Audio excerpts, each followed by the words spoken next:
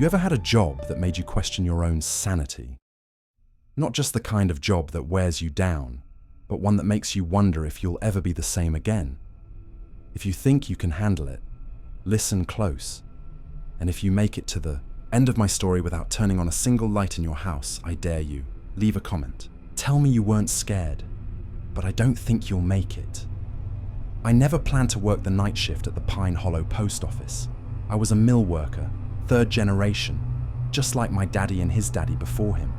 But when the mill cut, hours and my wife's belly started to show, I had to swallow my pride and look for something, anything, that paid enough to keep the lights on. Pine Hollow's post office sits at the edge of town, where the pines grow thick and the kudzu creeps up the porch columns like green fingers. The building's all red brick and peeling paint, with a sign out front that's been missing the S in post for as long as I can remember. It's the kind of place that looks forgotten, even in daylight. I met Mr. Grady on a rainy Monday evening. He was waiting for me in the lobby, sitting behind the counter with a cup of black coffee and a stare that could peel wallpaper. His skin was the color of old parchment, and his hair was thin and white, slicked back with something that smelled like mothballs. "You ever work nights before?" he asked, voice rough as gravel. I shook my head. "No, sir, but I'll do whatever needs doing." He slid a yellowed sheet of paper across the counter. "Read this. These are the rules. You follow them, you'll be just fine." I looked down at the list, typed out on a real typewriter, the letters uneven and faded. Never leave the building between 10 p.m. and 6 a.m. If you hear children knocking, do not open the door. If you use the bathroom, wait 15 minutes before returning. To the desk. Never answer the phone after midnight. If you see Mr. Grady before sunrise, hide in the freezer. I let out a nervous laugh. Is this some kind of joke? Mr. Grady didn't smile. "You'll see. Sign at the bottom." I hesitated, but the thought of my wife and unborn child kept my hand steady. I signed. The first night was uneventful. I sat behind the counter, sorting mail and listening to the hum of the vending machine.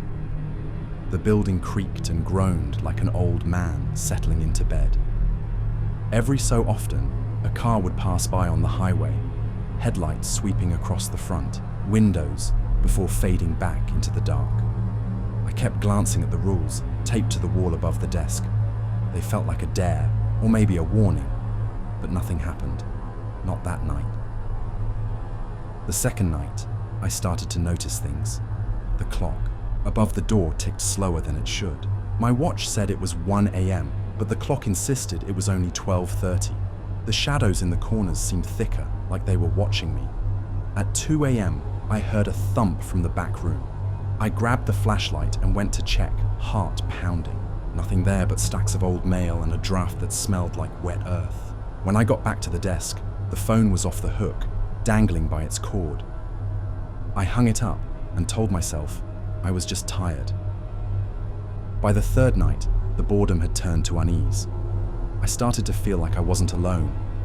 Sometimes I'd catch a glimpse of movement in the reflection of the lobby windows, but when I turned, there was nothing there. That's when I started hearing the knocking. It was soft at first, just a gentle tap, tap, tap on the glass doors. I ignored it, remembering the rule, but the knocking grew louder, more insistent. It sounded like little fists pounding against the glass. I peeked through the blinds and nearly dropped the flashlight. 3 children stood on the porch, dressed in ragged Halloween costumes, a clown, a ghost, and a wolf. Their clothes were filthy, streaked with mud and something darker. Their faces were pale, eyes wide and empty. They didn't move. They didn't speak. They just stared. I backed away from the window, heart hammering in my chest. The knocking stopped, but I could still feel their eyes on me. The next night, I tried to shake it off, told myself it was just some local kids playing a prank, but I couldn't shake the feeling of dread that settled over me like a wet blanket. Around 1 a.m., I had to use the bathroom. I remembered the rule: wait 15 minutes before returning to the desk. I locked myself in the stall and counted the seconds, listening to the pipes groan and the wind rattle the windows. When I finally stepped out, the hallway was dark. My flashlight flickered as I made my way back to the lobby. That's when I saw them. Muddy, bare footprints, small as a child's, leading from the bathroom to my desk. I followed them, but they disappeared at the edge of the mailroom. The air was cold, colder than it should have been. My breath came, out in white puffs. The phone rang. I checked the clock, 12:17 a.m. I let it ring, but it didn't stop. It rang and rang, echoing through the empty building. Finally, I picked it up. A child's voice whispered, "Let us in. We're cold." I slammed the phone down and locked myself in the supply closet until sunrise. By the end of the week, I was running on caffeine and nerves. My wife said I looked pale, haunted. I didn't tell her about the kids, or the rules, or the voice on the phone. On my 7th night, I saw Mr. Grady, or something that looked like him. I was sorting mail. When I heard footsteps in the hall, I looked up and saw him standing there, back to me, staring at the wall. His clothes were soaked, water dripping onto the floor. His hair hung in wet strings over his face. I remembered the last rule. If you see Mr. Grady before sunrise, hide in the freezer. I ran. The freezer was in the back, next to the loading dock. I slammed the door shut and pressed my ear to the cold metal. I heard footsteps, slow and heavy, dragging through the hall. Then a voice, not quite Mr. Grady's, croaked, "You shouldn't be here." I stayed in the freezer until the sun came up. When I finally stepped out, the hall was empty, but there was a trail of wet footprints leading out the back door. The next day, I tried to quit. I told Mr. Grady I was done, that I couldn't take another night. He just smiled, showing yellow teeth. "You signed the rules. You finish your 2 weeks." I tried to argue, but he just shook his head. "You break the rules, you pay the price." The last night was the worst. I arrived just before 10 p.m. The air was thick with the smell of rain and something sour, like rotting leaves. The lights flickered as I unlocked the door. I sat at the desk, staring at the rules. My hands shook. I told myself I'd make it through one more night, then I'd be free. At midnight, the phone rang. I let it ring. At 1 a.m., I heard the knocking. I didn't look. At 2 a.m., I used the bathroom and waited the full 15 minutes, counting every second. At 3 a.m., the power went out. The darkness was absolute, pressing in on all sides. I fumbled for my flashlight, but it wouldn't turn on. The only sound was my own breathing, ragged and quick.